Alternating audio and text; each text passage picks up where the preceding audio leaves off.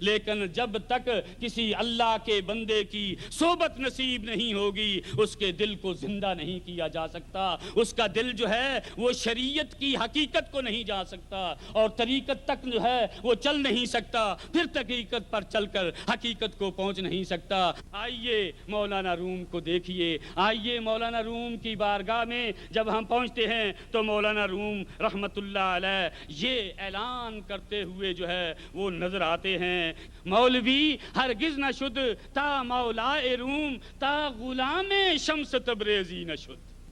مولانا روم اس وقت تک مولوی نہیں بن سکتا جب تک شمس تبریزی کے قدموں میں حاضر نہیں ہوگا۔ کس لیے یہ واقعہ انہوں نے جو ہے کیوں ان کو کہنا پڑا کہ آپ اپنی کتابوں کو چھوڑ کر جو ہے ایک تالاب پر چھوڑ گئے اور ایک اللہ کا بندہ آیا، اس نے تمام کتابوں کو اٹھا کر پانی میں پھینک دیا۔ اس وقت پرنٹنگ نہیں تھی، کمپیوٹر نہیں تھا، جب کتابوں کو اندر پھینکا تو دیکھا کیا ہوتا ہے کہ حضرت مولانا روم واپس آتے ہیں، دیکھتے ہیں تمام زندگی کا اثاثہ پانی میں تباہ ہو گیا ہے۔ جب بڑا افسوس کرنا شروع کر دیا اور اس اللہ کے بندے کو جو ہے اس کی خدمت میں کہنا شروع کر دیا کہ تو نے مجھ پر بڑا ظلم کر لیا ہے اور میری زندگی کا اثاثہ جو ہے وہ ختم ہو گیا ہے، لیکن وہ اللہ کا بندہ کہتا ہے بیٹھو بیٹھو، یہ جو ہے ایک اور چیز ہے جس کا تجھے علم نہیں ہے۔ اللہ کے بندے نے پانی میں ہاتھ ڈالا، ہر ایک کتاب کو جو ہے خشک کتاب جو ہے پانی کے اندر سے نکال کر مولانا روم کے سامنے رکھ رہے ہیں اور ایک لفظ بھی اور ایک نقطہ بھی ضائع نہیں ہوتا ہے۔ تو مولانا روم کہتے ہیں کہ جو ہے مولوی ہرگز نہ شد مولائے روم تا غلام شمس تبریزی نہ شد۔ یہ روحانی علم جو ہے، یہ روحانیت، یہ طریقت، یہ سنت مصطفیٰ میں غرق ہو کر اعلیٰ مقام پر پہنچنے کا یہ جو علم تھا یہ کہاں پڑا ہوا ہے؟ یہ اس وقت ہمیں ملتا ہے جب کہ ہم شمس تبریزی کی جو ہے قدموں میں پہنچتے ہیں۔ اور اللہ تبارک و تعالیٰ اسی لیے محمد مصطفیٰ صلی اللہ علیہ وآلہ وسلم کی خدمت میں یہ جو ہے کہا جاتا ہے، اللہ تبارک و تعالیٰ ارشاد فرماتے ہیں کہ ما آتاکم الرسول فخذوہ، جو رسول گرامی وقار تمہیں دیتے ہیں وہ لے لو۔ تو رسول گرامی وقار نے صحابہ کرام کو سب کچھ عطا کر دیا، ان کی زندگیاں ہمارے لیے ایک نمونہ ہے کہ رسول گرامی وقار کا جو ہے یہ ارشاد ہے اصحابی کالنجوم بأیہم اقتدیتم اقتدیتم، کہ جس صحابی کی طرف نظر اٹھا کر تم اقتدا کرو گے، ان کی زندگی کا نمونہ اپنے اندر پیدا کرو گے، تو میرے اور آپ کے آقا و مولا محمد مصطفیٰ صلی اللہ علیہ وآلہ وسلم یہ ارشاد فرما رہے ہیں کہ جس صحابی کی طرف نظر اٹھا کر دیکھو وہ ایک ستارہ ہے۔ کیوں ستارے پر کہا گیا؟ کیونکہ ستارہ وہ جو ہے جو سمندر میں بھی اور خشکی میں بھی رہنمائی جو ہے وہ دیتا ہے۔ اس لیے تمام صحابی جو ہیں وہ ستارے ہیں، ان کے پاس ہدایت لوگے تو تمہیں جو ہے ہدایت ملے گی۔ کیوں کہ رب کریم نے زندگی مصطفیٰ صلی اللہ علیہ وآلہ وسلم کے متعلق یہ ارشاد فرما دیا ہے کہ لقد کان لکم فی رسول اللہ اسوۃ حسنہ۔ اے اپنے آقا کے غلام، تیرا خالق جو ہے وہ ارشاد فرما رہا ہے کہ اسوہ حسنہ پہ عمل کرو۔ جب اسوہ حسنہ رسول گرامی وقار کی زندگی کا بہترین نمونہ سامنے رکھ کر اپنی زندگی کو اس کے مطابق ڈھالو گے، پھر تیری زندگی اس دنیا میں بھی کامیاب ہے اور آخرت میں بھی کامیاب ہے۔ تو اللہ تبارک و تعالیٰ سے بندہ جب مانگتا ہے کہ مجھے صراط مستقیم کی ضرورت ہے تو رب کہتا ہے کون سا رستہ ہے؟ انعمت علیہم، ان آدمیوں کا، ان شخصیتوں کا رستہ ہے جن پر میرا انعام ہے، لیکن اس طرف نہیں جانا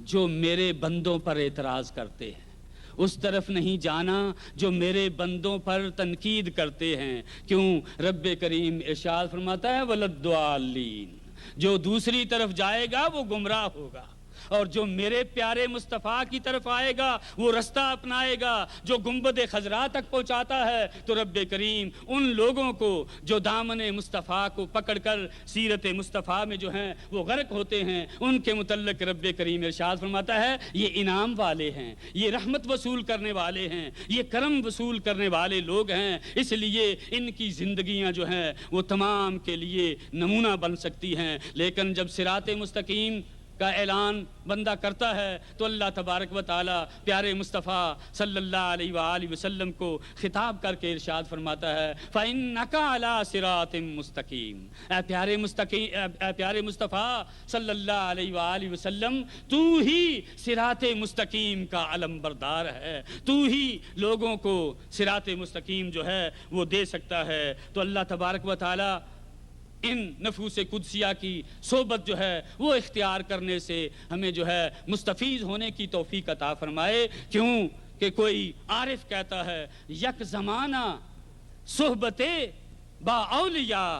بہتر از 100 سالہ طاعت بے ریا، ایک گھڑی اللہ کے بندے کی خدمت میں بیٹھ جانا 100 سالہ بے ریا عبادت سے بہتر ہے۔ کیوں؟ اللہ کا بندہ زندگی کو تبدیل کر دیا کرتا ہے، صحبت سے زندگی تبدیل ہو جاتی ہے۔ کہ وہ نفوس قدسیہ جنہوں نے سیرت مصطفیٰ صلی اللہ علیہ وآلہ وسلم کو اپنایا،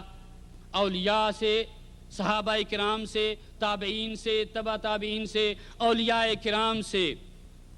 اپنے تعلق کو جوڑا، تو ان کی زندگی دنیا کی زندگی بھی ابدی زندگی بن جایا کرتی ہے۔ یہ نقشبندیہ فاؤنڈیشن جس کے چیئرمین یہ ذکر مصطفیٰ، یاد مصطفیٰ کو زندہ ان فضاؤں میں کرتے ہیں، ان کے شیخ محترم جو ہے، آئیے ان کی بارگاہ میں پہنچتے ہیں کہ ان کا کیا مقام تھا۔ میں نے بھی ان کی زیارت کی ہے، ان کا انتقال ہو جاتا ہے، اس دنیا سے روپوش ہو جاتے ہیں، لیکن قبلہ امیر ملت پیر سید جماعت علی شاہ محدث علی پوری رحمت اللہ علیہ کا انتقال ہوتا ہے، اور انتقال بھی کب ہوتا ہے؟ جمعرات کا دن گزر جاتا ہے اور جمعرات اور جمعے کی رات ہے، اور پیارے مصطفیٰ صلی اللہ علیہ وآلہ وسلم ارشاد فرماتے ہیں کہ وہ شخص کوئی بھی ہو، ولی ہو، محدث ہو، کتب ہو، غوث ہو، لیکن جو جمعے والے دن یا جمعے کی رات کو جس کا انتقال ہو جاتا ہے تو اللہ تبارک و تعالی اس کو فتنہ قبر سے بچا لیتا ہے۔ فتنہ قبر جو ہے، سوال جو ہے اس سے نہیں کیے جاتے، تو میرے شیخ کا انتقال جو ہے وہ جمعے کی رات کو ہوتا ہے، لیکن جب انتقال ہو جاتا ہے سعودی عرب سے ایک آدمی علی پور میں پہنچتا ہے، وہاں جا کر کہتا ہے کہ دیکھو دیکھو اس سال میں نے امیر ملت محدث علی پوری کو مدینہ طیبہ کی فضاؤں میں اور کعبہ مکرمہ کی فضاؤں میں حج کرتے ہوئے دیکھا۔ جب انسان سنت مصطفیٰ میں غرق ہوتا ہے تو اس کو یہ مقام ملتا ہے، لیکن جب میرے شیخ مکرم کا انتقال ہوتا ہے وہ بھی جمعے کا دن ہے، 11 بجے کا وقت ہے، ہم تمام ان کے ارد گرد کھڑے ہوئے ہیں، میں نے اپنی آنکھوں سے دیکھا اور کانوں سے سنا کہ آخری سانس جب